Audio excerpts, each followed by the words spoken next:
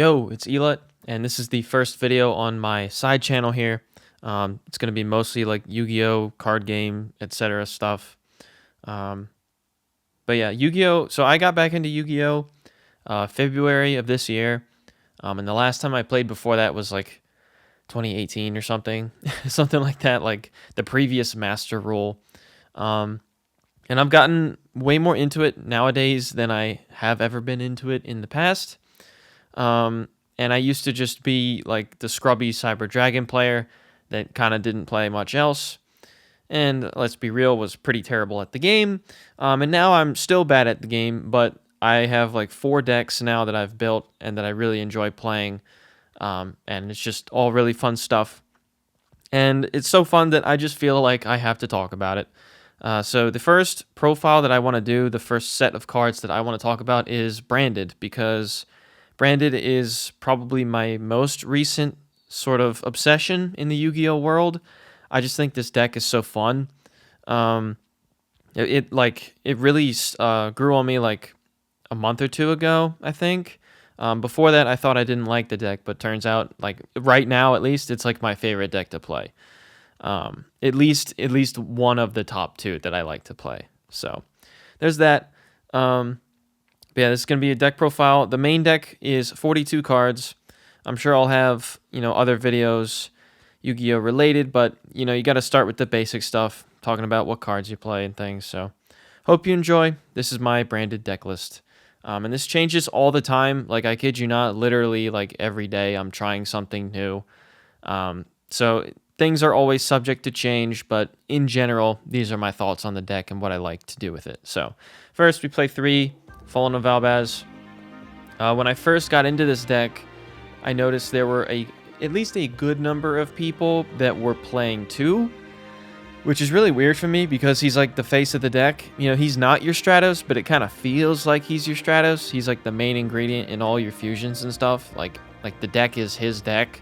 So I'm glad people are like coming around to playing 3, but I just like having 3 purely because sometimes it's like, it's nice to just send one to the grave for certain things like Rindbrum, or even like Quem effects and things like that, or to get a Cartesia special summon for one thing, and not have to worry about not having enough in your deck for your normal Branded fusion plays and things. So I like 3. He's a cool card. Very fun. And then the real Stratos of the deck, we play 3 Alubur. Duh. This guy's crazy. I mean that's it. Like he gets your Branded fusion. That's nuts.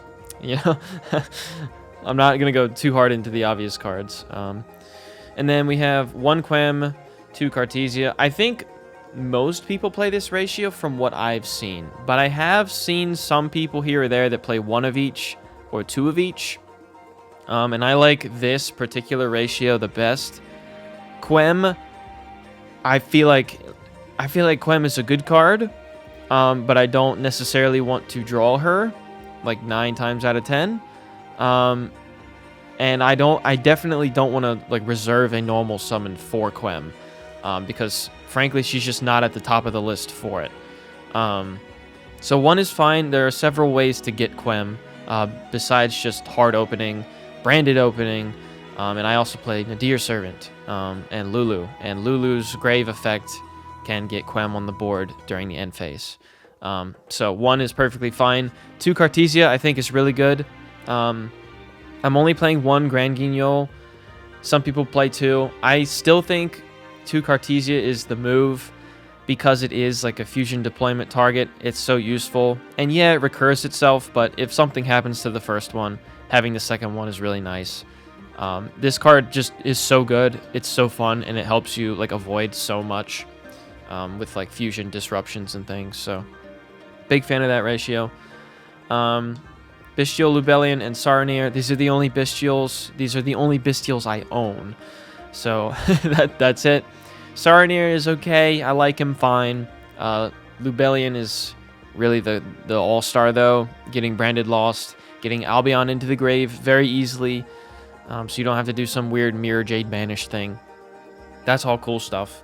And I like them fine. They don't feel like intrusive at all. And then a couple one-ofs here. So we have the one tragedy and the ad-lib. I cut these out, I kid you not, for a day. And I didn't like it, so I put them back in. I put them back in. Albion, this card's funny. I love this card's effect. Just to like cycle some branded spells and traps and things. He's super cool. Very simple card, very fun card. We also have the one Mercurier, the Dark Magician. I was playing two Mercurier when I had Gold Sarcophagus in the main deck. I no longer have that card in the main deck. I just don't really think it's necessary. So I only play one Mercurier now. And I think he's fine at one, honestly. It's really easy to get him off branded Lost. I see him pretty much every game usually. And I appreciate him for that. Cool card. But I really don't feel like I need to. And then Dark Magician, because obviously we're playing Dragoon. I tried a DPE build in branded when I first picked up the deck, as well as a Dragoon build. And I just like the Dragoon so much better. It's a way smaller package. It feels a lot less intrusive. And just having an Omni Negate is kind of nice, because this deck has plenty of like removal and disruption and things, but sometimes you just need a hard negate. So we like that. I also did try the light Hex Sealed Fusion, I think that's what it's called, in this deck too, so that you can make Dragoon off of Albion instead of Lubellion. But I don't like that, because then that means Dragoon doesn't get the pop effect on your turn because you didn't use a vanilla monster to make it. And more importantly, that means if you're making Dragoon off of Albion that way, then that means you're sending the light Hex Sealed Fusion to the grave with Fallen of Albaz instead of the Bestial Lubellion, which I feel like is just straight up worse. So just wanted to mention that. I did not like that at all. Plain old Dark Magician is the move. And we have the Puppet. Yeah, the Puppet's cringe, but honestly, like, I plan to buy like a Jinzo and like some other cards to where, like, depending on what deck I'm playing against, I can side it in. So this is basically a slot for the Sanctifier plays. But yeah, this card's fucking cringe. I'll admit it. It's stupid as fuck. And if I'm just trying to have fun casually with friends and stuff, I'll take it out. But if you're playing to win, man, play it to win. Then for the spells, we have 3 opening. Duh. We have 3 branded fusion. Duh. I don't think I have to go into that too much. This gets you Alibur and Quem. This is the best card in the whole deck. Watch out for Ash Blossom. Yikes. 3 fusion deployment. This card is really fun. I love this card a lot. A lot of times it's just to get Cartesia on the board for free from the deck, because you can reveal Grand Guignol. And then sometimes it's nice to get a Fallen of Albaz on the field, especially if you're going for his fusion effect without wasting a normal summon to do it. That can be cool. And also, because we are playing the plain Dark Magician for Dragoon, he is a valid fusion deployment target. And sometimes that can be helpful in weird sort of situations. It's a little bit funny when that happens. It doesn't come up all the time, but it does come up. And then this might be a little weird, because I seem to see a lot of branded people argue about, well, should I run Crossout or should I run Nadir Servant? And it seems like a lot of people hate one or the other and play the other. I play both. Oddly enough, I play both.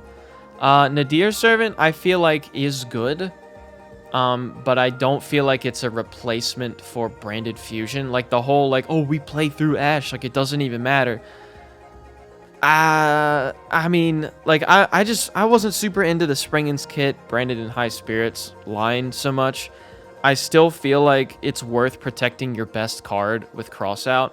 But Nadir Servant has, like, another use with Lulu, the synchro card from Syac. Because if you go for your branded fusion and you cross out if, you know, protection is needed, that's all great.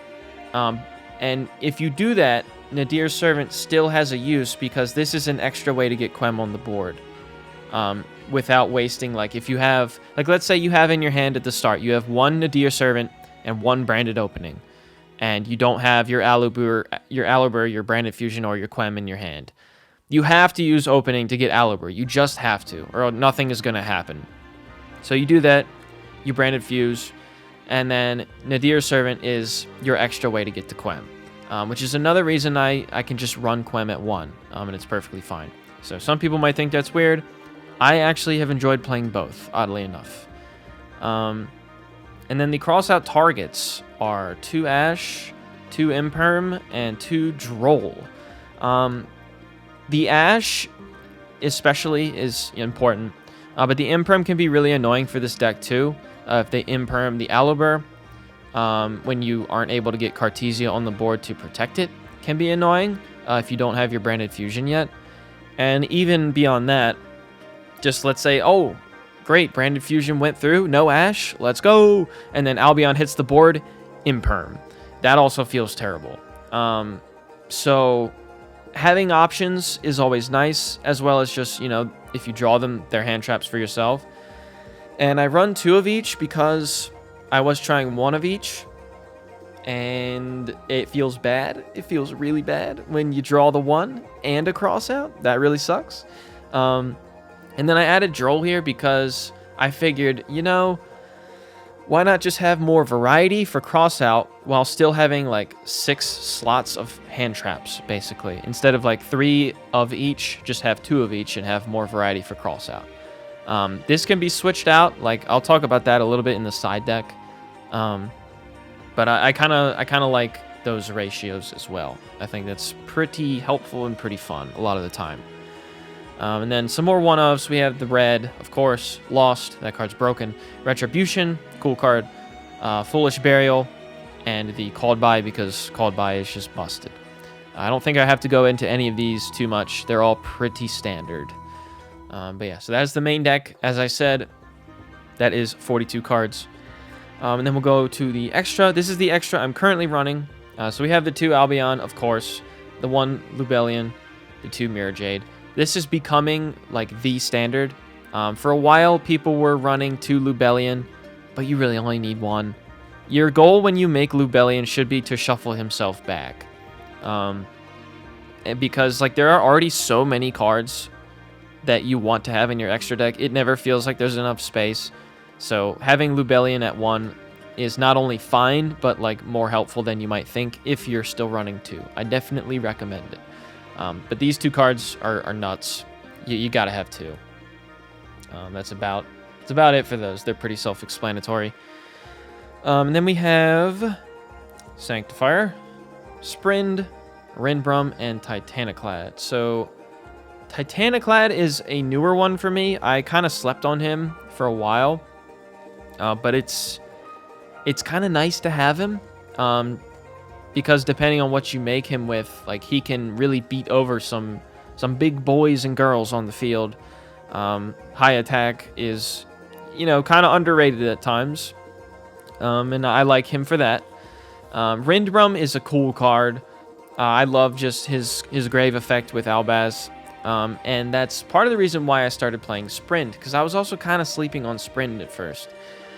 Sprint, just having the generic application to special summon off of Albaz and any special summoned effect monster that was summoned this turn is so nice, because normally when you do your Albaz fusion effect, you need like a light or a dark.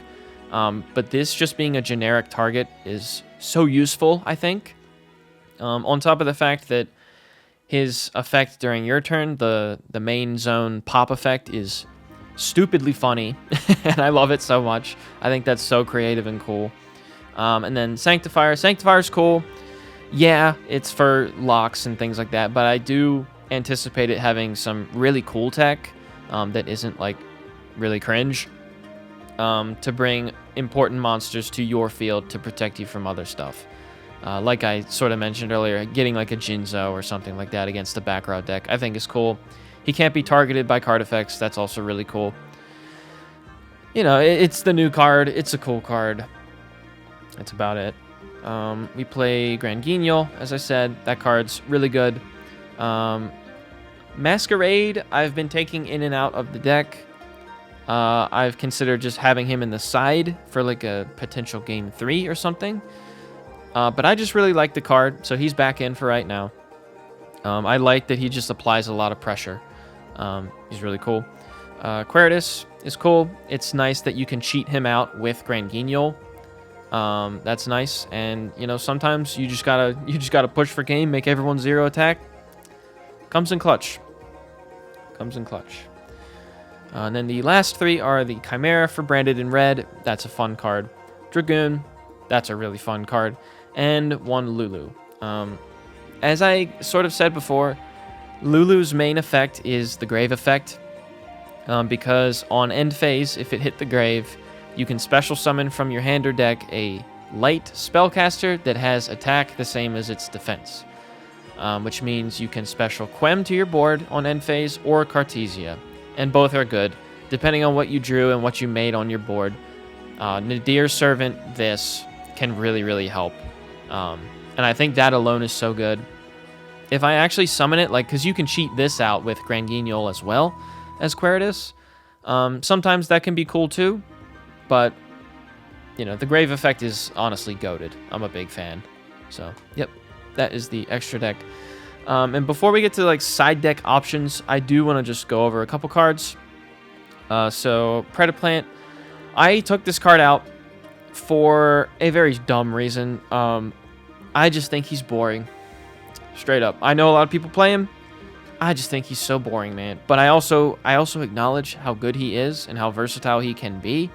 For let's say you go to Mirror Jade Banish and something negates it, like a targeted negate, and then you Cartesia fuse Mirror Jade and something else on your field or in your hand and make Predaplant, so then the Mirror Jade effect still goes through.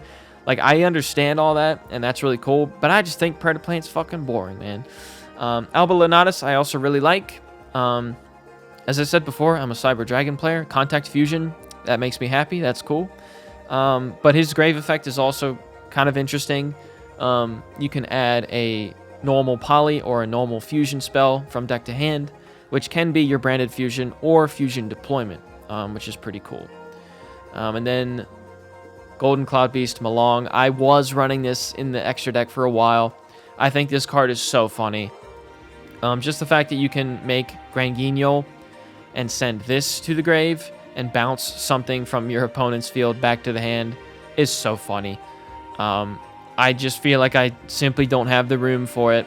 But what I'm kind of considering right now, if I'm being honest with you, is I'm kind of considering putting Masquerade in the side, having this in the main, and then if I want to go for a Masquerade, Game 3 sort of pressure play, I can always just take this out, because this is such a funny tech.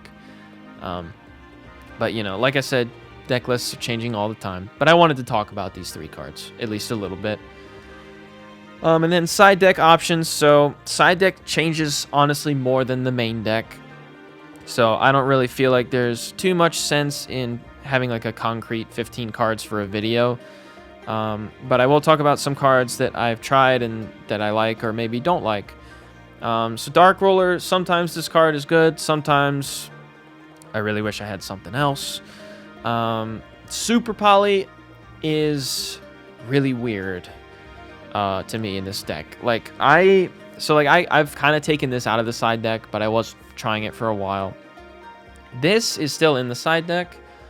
Reason being is sometimes it just helps, and in the way of getting a guaranteed Albaz fusion. Because if you just start in your hand going second and you're up against a nasty board and you have Albaz and Super Poly in your hand, you may as well, or Fusion deployment and Super Poly is fine too. You may as well go for the Albaz play on an extra deck monster, but there's no point in discarding for Albaz's effect if you know it's going to get negated anyway. So at that point, just play the Super Poly.